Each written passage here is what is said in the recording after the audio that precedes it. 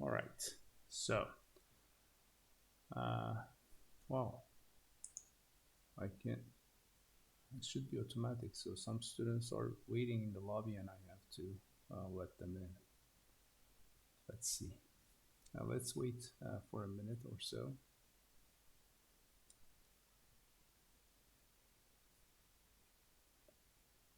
By the way, I'm going to share with you the solution for the first assignment today, this evening.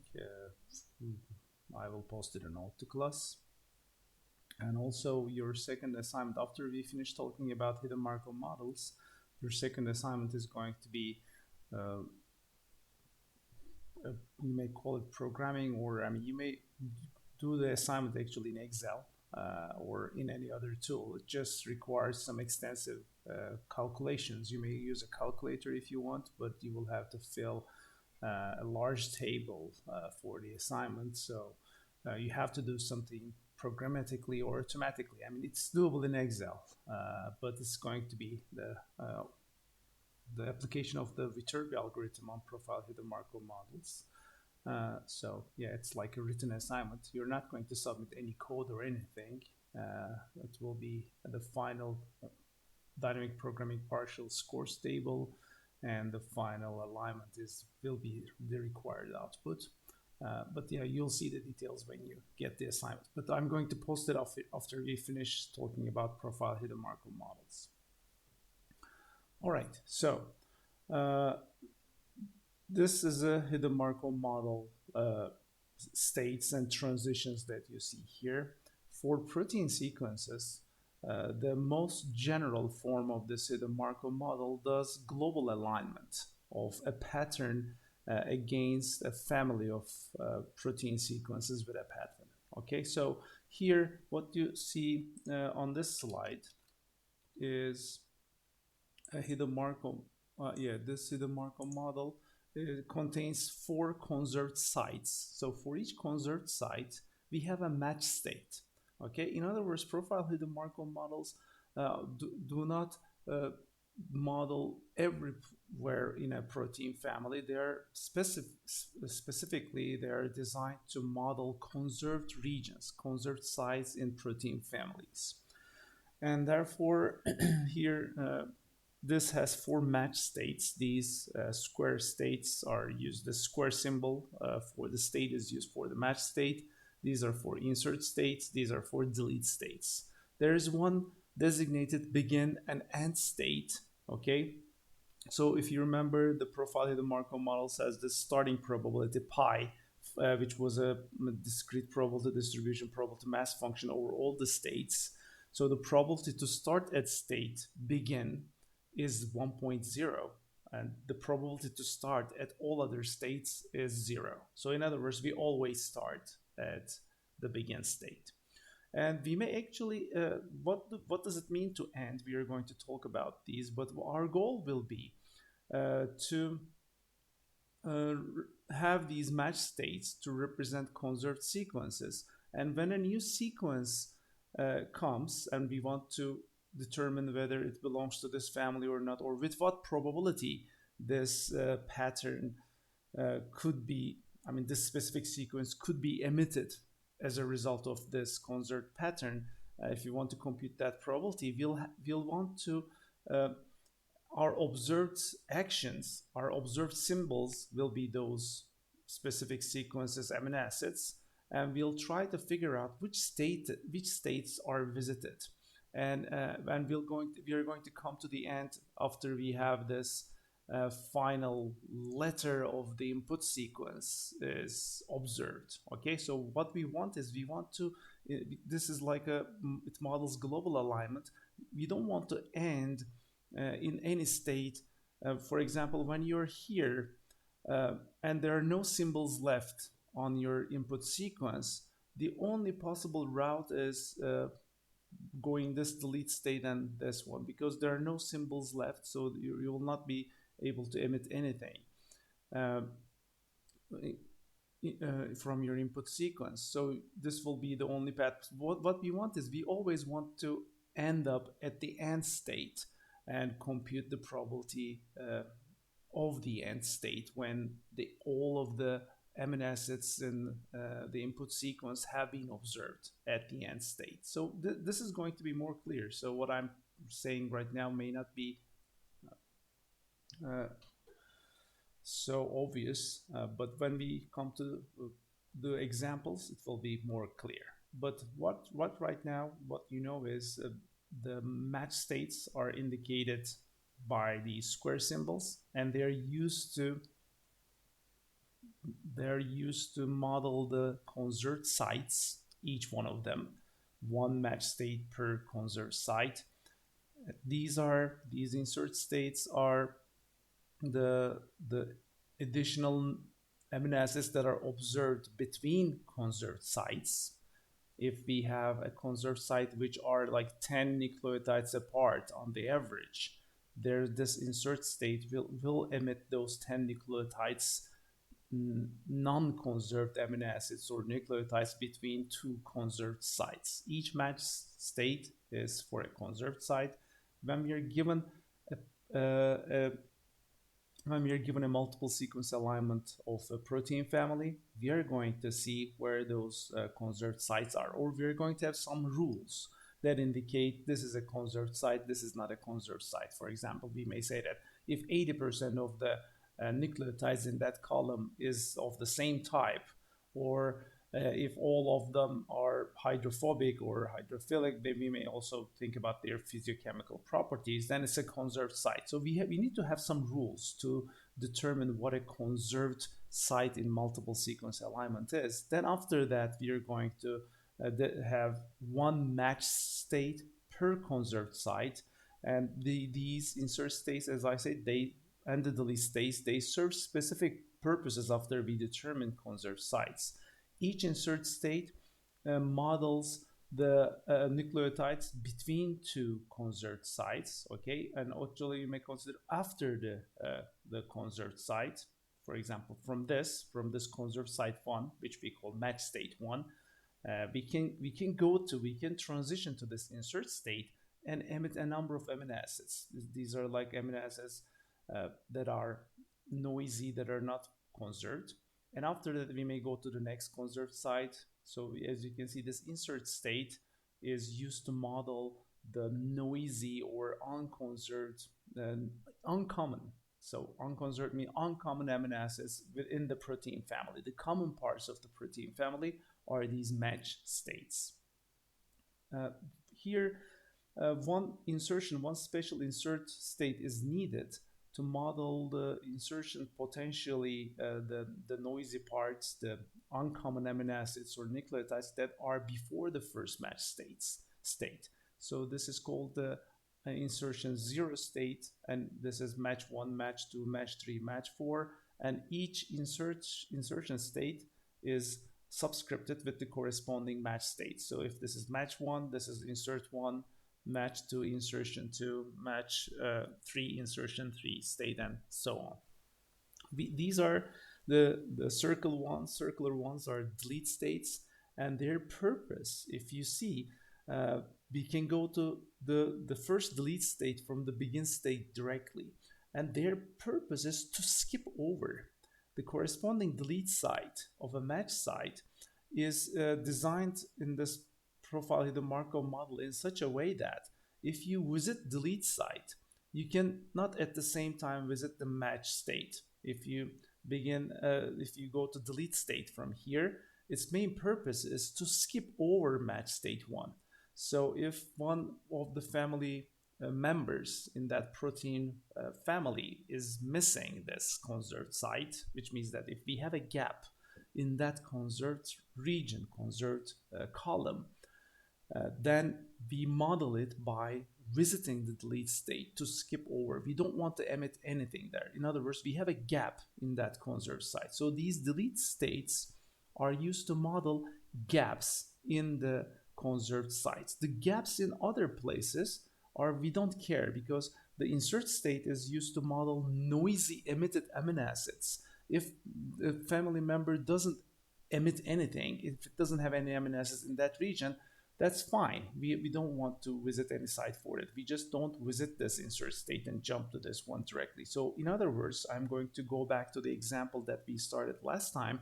and finish it and build the entirety of the Markov model.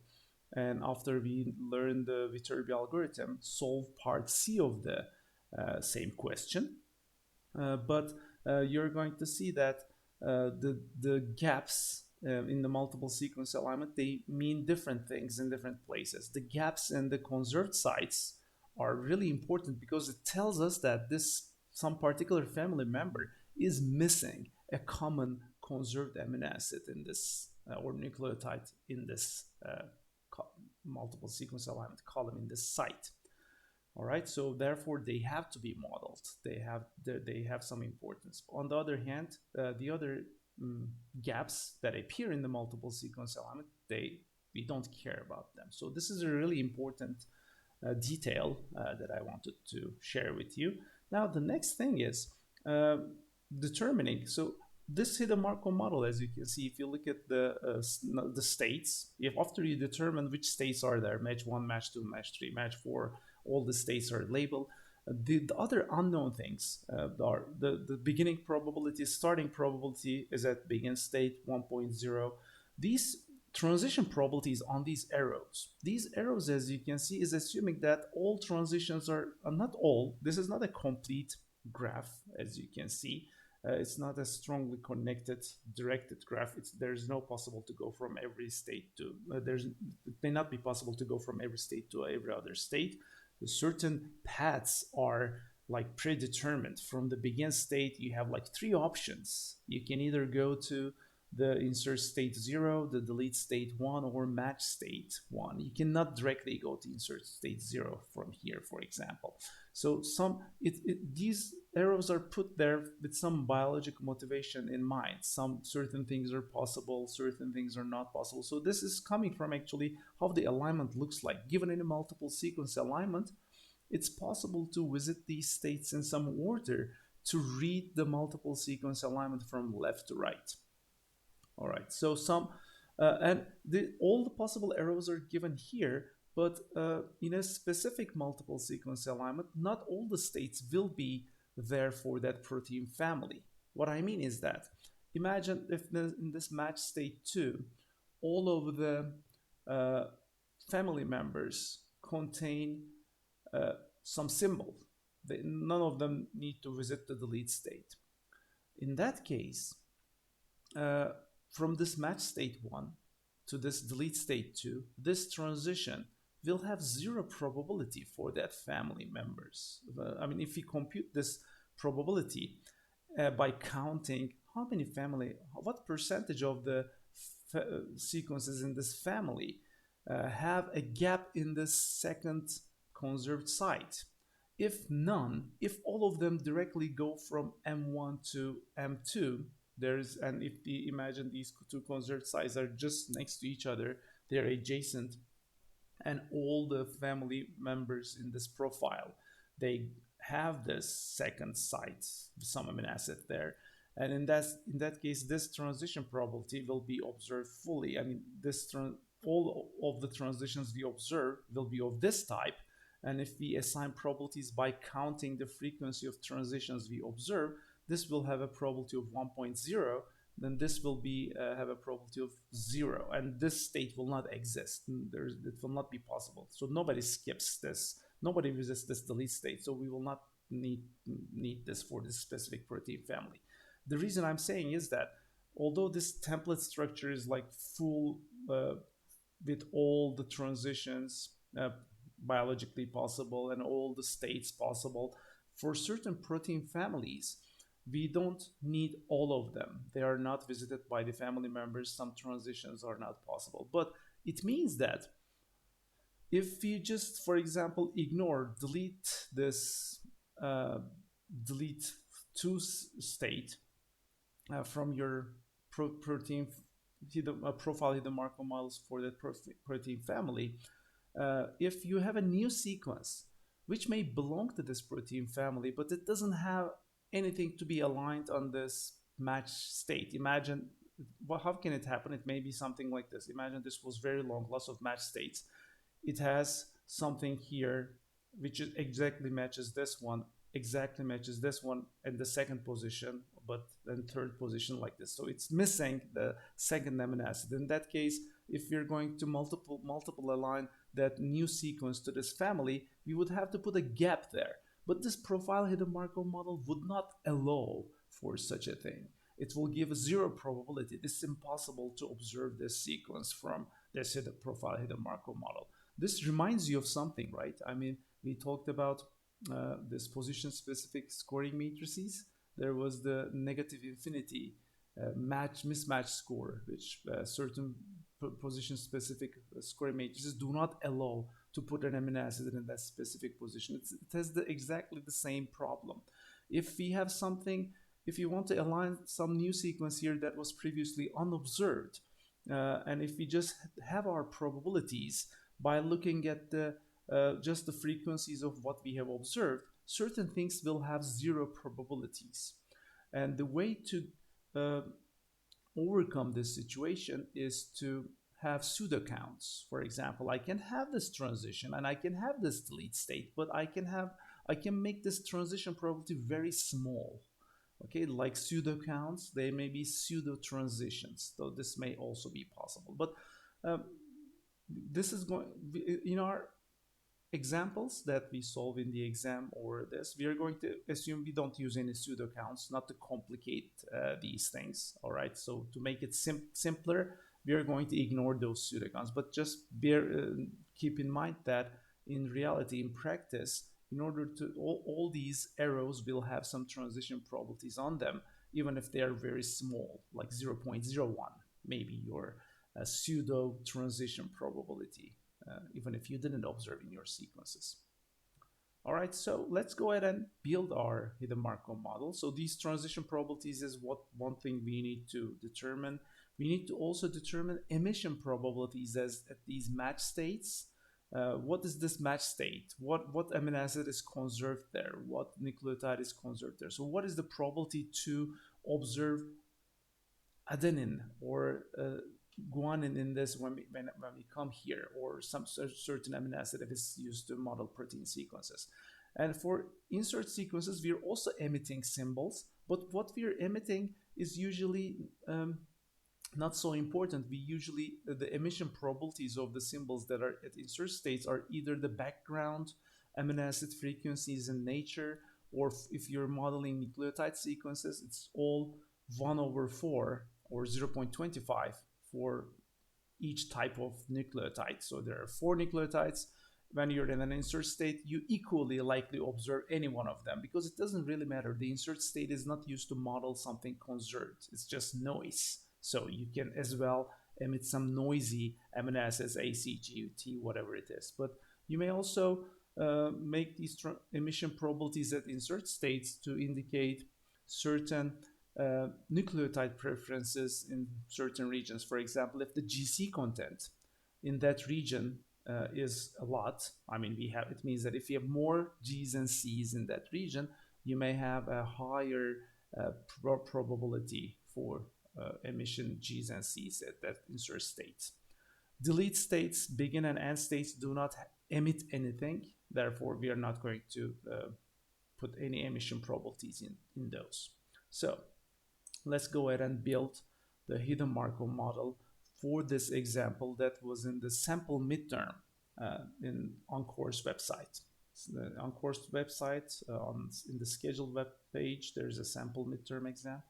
And I think it's like question 3 or question 4. Yeah, it's question 4. Is this hidden Markov model question. And in the midterm exam, there will be a question very similar to this one. So you better understand what how this problem is solved. All right, so yeah, where's my GIMP? Yeah, here. So we have in this question, the conserved regions, the conserved columns are indicated by these 2 asterisk mark at the bottom. So it has 2 conserved columns, and therefore I'm going to have 2 match states. Let's name them match 1 and match 2. Okay, and then I'm going to just draw the other states, begin, and I will have an insertion 1, insertion 2, and insertion 0. But let's see how whether some of these states will not be visited. I'm going to also have delete 1 and delete 2, delete 1 and delete 2. Let me put here, but these are my states. Okay, and in the exam, usually the template model is given to you, but it's not important. I mean, after you have the states, all you need to do is uh, go over each of these sequences one by one in the multiple sequence alignment and determine which states they visited in this multiple sequence alignment. The fact that we are given a multiple sequence alignment actually shows directly, you don't need to do any computation.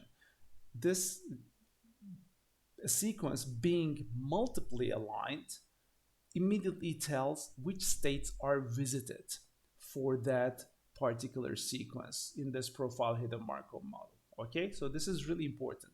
We are not running the Viterbo algorithm that we're going to see later. We don't need any algorithm. It's a very simple method, because what is important in this multiple alignment is that each column or a region, there is a state responsible for that region. For example, in this first part of the the multiple sequence alignment, the state I0 is responsible from this first part, because this is match 1. By the way, this first asterisk is match 1 state, this is match 2 state, and the last part here in the alignment, the last region, it's the I2 insertion 2 state.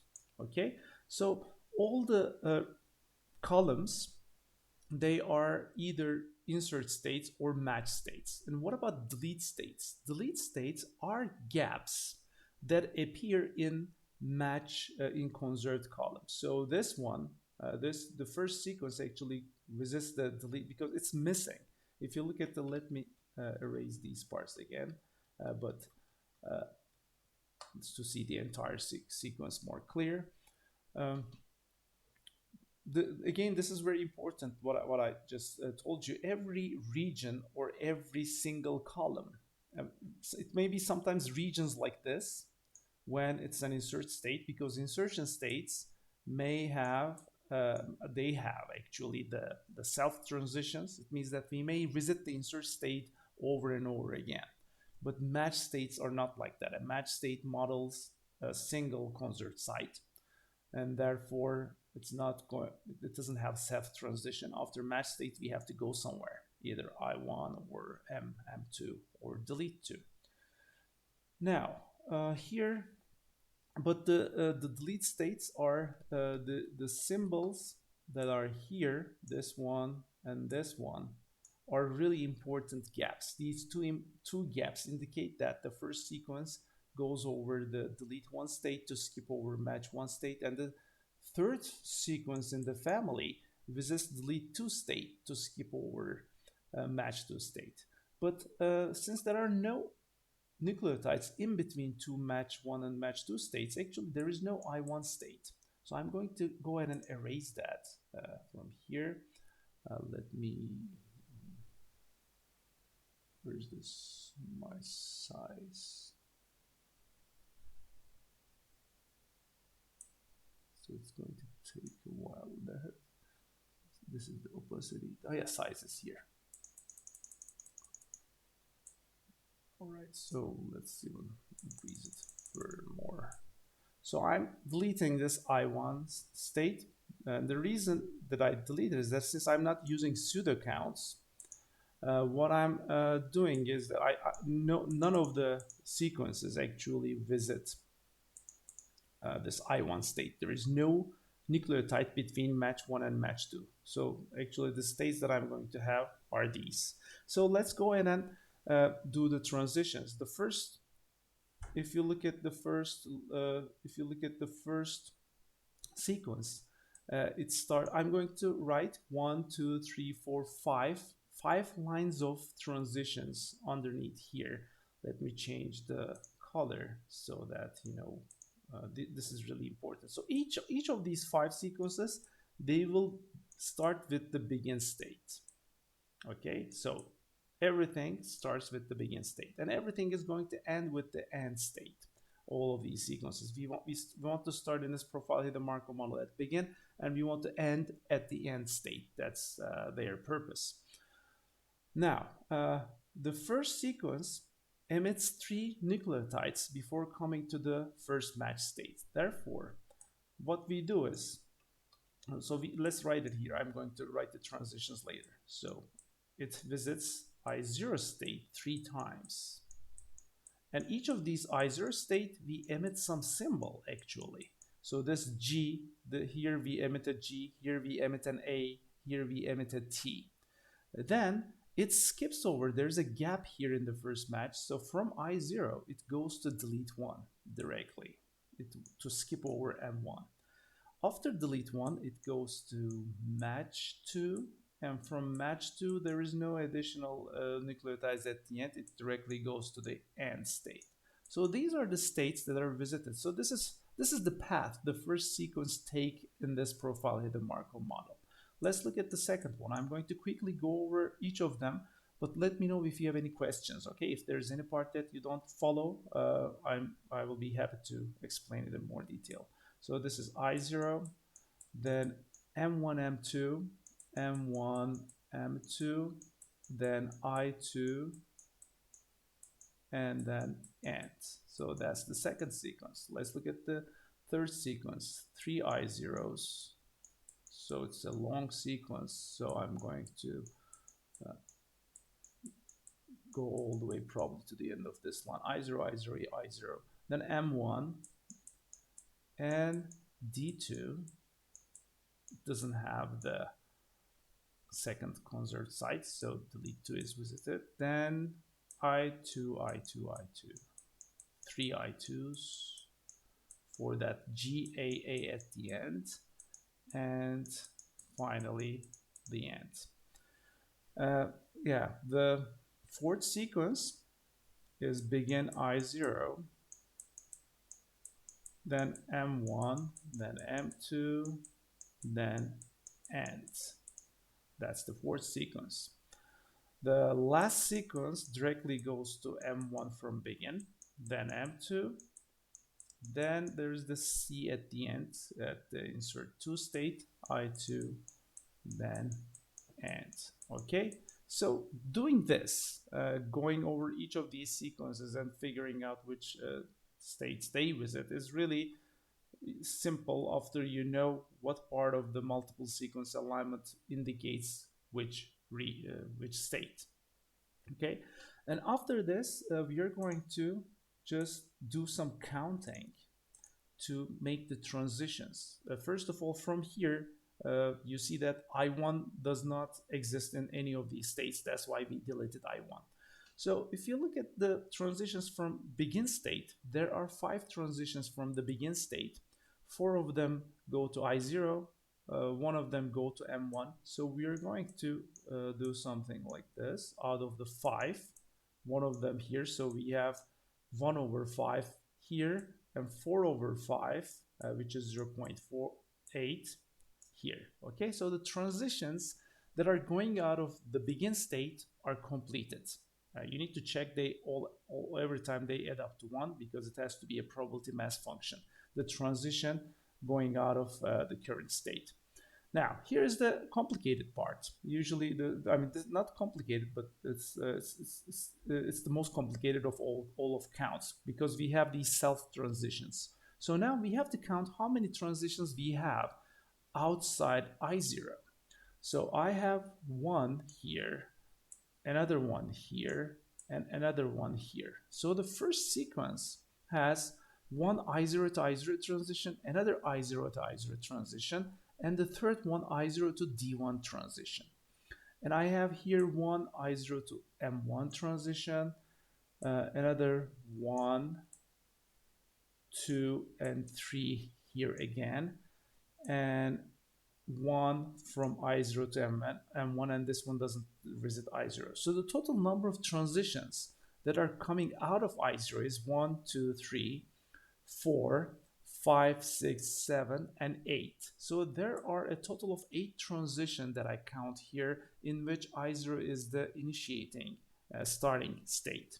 Okay, so out of those 8, 1, 2, 3, 4 of them are to I0 itself. In other words, I will have the self transition with 4 over 8, which is equal to 0.5. Okay, and 3 of them, I0 to M1, I0 to M1, I0 to M1. 3 of them are I0 to M1, so I will have this transition from I0 to M1 with 3 over 8. And only one of them is to this delete state, so I'm going to write 1 over 8 here. Okay, so in the exam also you may leave them as like this, or you may compute this 1 over 8 with some decimal points and write 0.125. Okay, you can also write it like this. So you're done with I0. We're going to continue doing the same thing, but let's see how many transitions I have that goes out of D1. There's only one sequence that visited D1, right? It was the first sequence, and therefore I only have one transition from D1 to M2.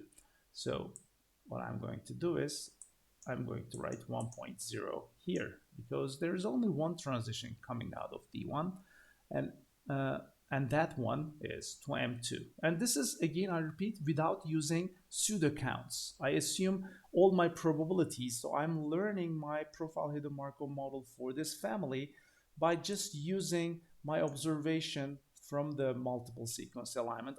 I assume there are no I don't put any noise or pseudo counts inside my profile hidden Markov model. All right, so therefore, whatever I count here, the frequencies are directly the transition probabilities of the profile hidden Markov model. Now, from M1 to M2, the first sequence doesn't visit M1, so there is no transition from M1 there. So from M1, we either go to, so I have here M1 to M2, M1 to D2, and so the M1 to M2 is more. So there are 4 transitions in total. 3 of them go to M2, so it's going to be 0.75 here, and 1 of them go to delete 2, so which is, I'm going to do it like this, with 0.25. So 1 transitions out of 4 possible transitions coming out of M1, 1 of them goes to D2, the other 3 go to M2. Now I'm almost close, I'm very close to the finishing of transition probabilities. I only need to have the transition probabilities coming out of E2 and M2. And here, the end state is also a special state. This probability mass function for transitions is all 0. You cannot go from the end state to anywhere. All right. So, I mean, in this global alignment profile hidden Markov model, maybe if you want to have a repeat sequence model for profile hidden Markov models, you can have some transitions going out of the end state to indicate those repeating parts. But let's continue. Let's start with M2. There is one M2 to directly the end state, M2 to I2. This one did not visit M2, and M2 to end state, M2 to I2. So half of them, so I count 4 transitions if I'm not mistaken. 1, 2, 3, and 4. 2 of them goes to the end state. 2 of them go to the insert state, insert 2. Insertion 2, there are only 3 sequences, as you can see, that have that additional amino acids at the end. So the first sequence and the 4th sequence does not visit insert 2, as you see here.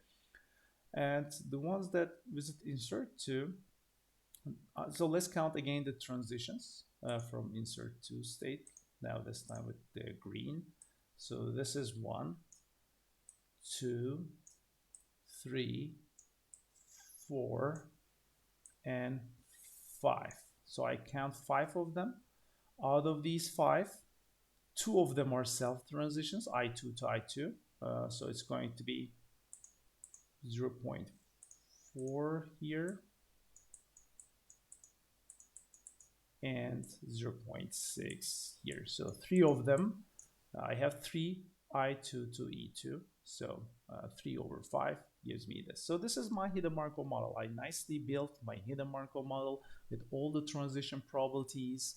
The only missing things are the emission probabilities, which are very simple actually. The emission probabilities indicate the probability of observing a certain amino acid when you visit that state. So emission probabilities at delete states are all zero. We don't observe anything at delete state. So observing a symbol at a delete state, that probability is zero. The same thing is with begin and end state. And as I told you before, for I0 and I2, for insert state, we can have the emission probabilities like this. All the ACGT, actually, I think it's given in the question, but they're all equal to each other, 0.25, 0.25, 0.25, and 0.25. Okay, so this should be given in the question. Let's see. Yeah, do not use pseudo counts when computing the emission or transition probabilities. You don't need to write the emission probabilities for insertion states. So this means that they're all equally likely. Actually, it would be better if it just stated they are equal, because we will need those in part C. So yeah, actually, I think in part C it is, does it given to us? No. So it should say that it inserts state.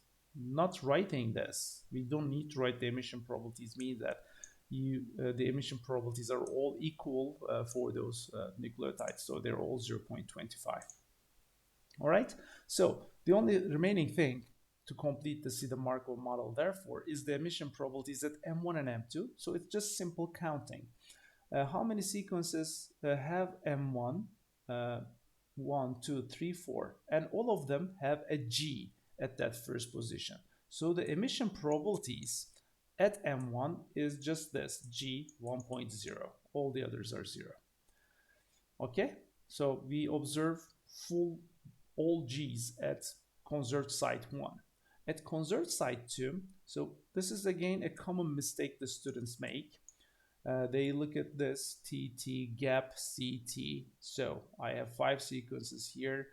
3 of them are T's, so it's going to be 0.6 T, 0.2 C, and 0.2 gap. So if I do it like this, is it correct? No. This gap is not part of the match state. Okay, this gap is for this is dealt by the delete state. All right, so when somebody visits M2 state, I mean, is there a symbol gap in nature? I mean, is there a gap nucleotide? No. I mean, the symbols that we observe in the match states are real nucleotides or amino acids. Okay, they're not part of the sequence alignment that is shown as a gap is meaning that this third family is missing that conserved site. Okay, so this is an incorrect way to compute if you have a gap in that match state. Actually, you should have figured it out already, because for match state 1, I didn't write 0.8 G and 0.2 gap. All right. Similarly, in the second match state, what I observe is that when I visit match 2 state, those 4 sequences that visit the match 2 state, 3 of them have a T and 1 of them have a C. In other words, the emission probabilities at match 2 states are C 0.25 and T 0.75. Okay, so C 0. Yeah, that's correct, 0.75 T. So this completes our hidden Markov model building. And the slides actually show the formulas that are shown on the slides are nothing but the same thing, count the frequencies, assign probabilities, like that. But they're written a little bit more formally, so it may be a little bit intimidating to see those formulas, but it's just doing what I did to solve this part A of the question.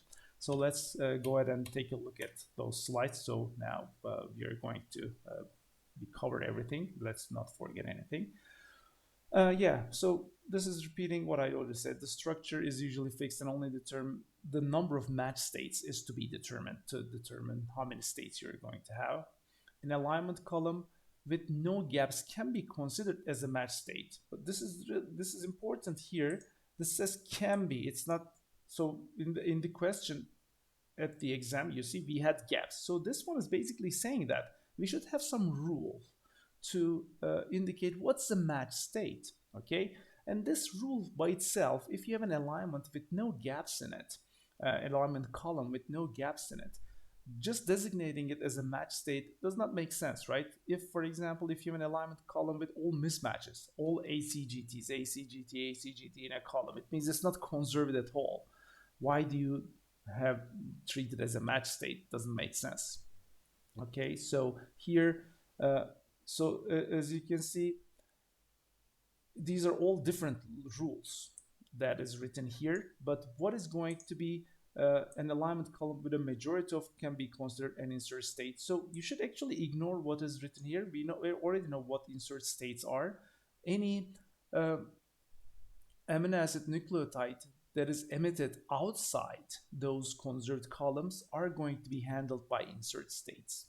And usually, so this one was saying no gaps, but yeah, the third bullet says there's a threshold on the gap proportion to determine, to find the match state. So in other words, just do not let these three bullets confuse you.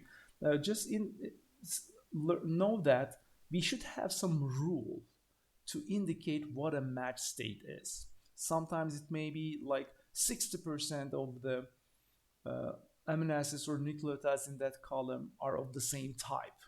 That may be your rule, regardless of whether how many of the remaining ones are gaps or some other things. Or you may, that 60%, 70% does not seem to be a good way. You may actually compute to entropy. You may say, I'm going to consider it as a match state if its entropy is smaller than this threshold. It's going to be similar to those sequence logos. If you remember the sequence logos, we had them here. Look at the sequence logos. Maybe you may determine a threshold here. Look at the top part of these things. You may say if the entropy is more than, actually this is like minus the entropy, it's less than the minus 3 bits, I'm going to consider it as a, so you may have a line here, okay, you may have a line here as your threshold, and any column above that line, like this 9th position, 14th position, and 17th position in this one, that with that GTR, those you may want to have your profile the Markov model modeling these GTR conserved region of this sequence. Or maybe you may consider these A, E, V, O. The other, I mean, if you, as you can see, if you lower this threshold, more columns are now treated as conserved regions, and they may be conserved. For example, if you look at this, it's A and G's, or this is T and C's. They may look conserved. So as you lower the threshold, you are going to have more match states to model to represent those conserved columns. Okay, but you should just, what I'm saying is that you should have some rule to indicate what a match state is. Now, after we have the state, the remaining part is this. So this one is saying for, there's a typo here. This should be U underneath, okay? No, this should be V. So the U should be fixed. So for all W, this right-hand side should be W as well, okay? For all transitions coming out of a specific state U, if you sum up those transition probabilities, it should be 1. It's basically saying that the transition probabilities coming out of state U should be a probability mass function. They should add up to 1. So this is what it's saying. Knowing that, we can actually find those probabilities, okay, by just counting how many of them are the transition from state U to V. We just count the total number, how many transitions I have that are coming out of U, and how many of them are from U to V, okay? So these are the actual counts, and this ratio, which is we compute as the frequency, will be that transition probability. So these are everything we did. This is the same thing we did when we were solving that part A of the question.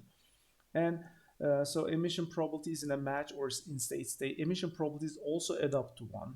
So emission probabilities in a match state, we just count how many uh, amino acids or nucleotides of type A are emitted in match state U. This is that count. And this is the total count of emitted amino acids or nucleotides at match state U. This ratio gives me the emission probability of amino acid type A at match state U. So we did this for M1 and M2, right? For M1, emission probability of G was equal to 4 divided by 4, which is 1. And all the others were 0 divided by 4, 0 divided by 4, 0. And for match state 2, we had for EM2T, it was 3 over 4. For match state 2C, it was 1 over 4, which was 0.25. And this one is saying at insertion states, at insert states, we can have the emission probabilities as the background frequencies of the amino acids or the nucleotides, or have all of them equally likely. All right, so and this one is saying if you're using pseudo counts, you can also have emission probabilities non-zero to other amino acids or nucleotides that are not observed in that column. So we know what pseudo counts. We have talked about pseudo counts, so I'm skipping those. So without the pseudo counts, for a protein family like this, you may have a profile hidden Markov model that looks like this. All right. Look at these conserved columns. They're all tryptophan. This is a really conserved protein family. One match state. So from only the there's only one sequence that is missing the first G here. That's why we go to this delete state. But none of the other delete 2, delete 3, delete 4, delete 5, they're not visited at all. And we don't have any insertions. The only insertion is between after the 1, 2, 3, 4, 5, after the fifth, or is it the sixth one? 1, 2, 3, 4, 5, 6. Yeah, after the sixth one. Yeah, exactly. After the sixth match state, which is this one, we go to the insert state with very high probability. By the way, the probabilities of these transitions, they are indicated by thicker arrows here. So many of the sequences go here, and then all of them are going to come to this match state 7, which is just following match state 6. There is none of these states are visited. All right, so this is what you may have without pseudo counts. All these other emission probabilities in these match states, as you can see, they are 0. The only non-zero ones are the ones that are observed. The hidden Markov model is going to look like this when there are no pseudo counts. And by the way, this is exactly the same model, the template we use. But with pseudo counts, the same model can be converted to something like that with all the errors possible, but with very small probabilities. And all the amino acids are also possible to observe with very small probabilities. Okay, this is what pseudo counts does. It converts this to this by just assigning non-zero but very small emission or transition probabilities. Now, before we take a break, I'm going to describe what we are going to do next. We are going to score a sequence against the profile hidden Markov model. And we may be asking two different things. Given a profile hidden Markov model of sequence family, and remember, this is a really practical thing. The superfamily database, for example, for protein sequences, contains profiles for a lot of sequences, families. So one thing there's a problem called automated function prediction of sequences. If you have a new sequence, you may want to predict this function by sequence similarity. And one thing to do is do a blast search. But it's known that a blast search is not always accurate when you don't have a lot of similarity. But scoring your new sequence against a family of protein sequences and looking at the probability that the profile hidden Markov model is emit your input sequence may be a good indicator. If you do that for all profile hidden Markov models in the database, the one with the highest scoring family may be a potential function predictor for this new sequence. All right, so it's used a lot. So given a profile hidden Markov model, any path through the model will emit a sequence with some associated probability. And we already know what the path probability is. So what we're going to do is, given a query sequence, we are going to see a dynamic programming algorithm named the Viterbi algorithm to figure out the most possible way, the highest probability path to be visited uh, for this input sequence. Okay, so this will also basically give some kind of an alignment of your input sequence to that multiple sequence alignment with an associated probability. The second thing we are going to ask is that what is the overall probability, not the specific single path. So the Viterbi algorithm is looking for a single path along the profile hidden Markov model to emit your input sequence. But if we ask what is the overall entire probability to have this profile hidden Markov model emitting this input sequence, what is the overall probability? In that case, we have to sum over all paths, all possible paths. And this is a really simple, very similar algorithm to the first one. As I told you before, you're just going to replace the max function with a summation function. Max operator is going to be replaced with sum to solve the second problem. Okay, now let's have a 10-minute break, and after that I'm going to talk about the Viterbi algorithm, and we are going to apply the Viterbi algorithm on this specific particular question to solve part C of that question. All right, now I'm going to stop recording and let's have a 10-minute break, and we are going to meet at 10:42.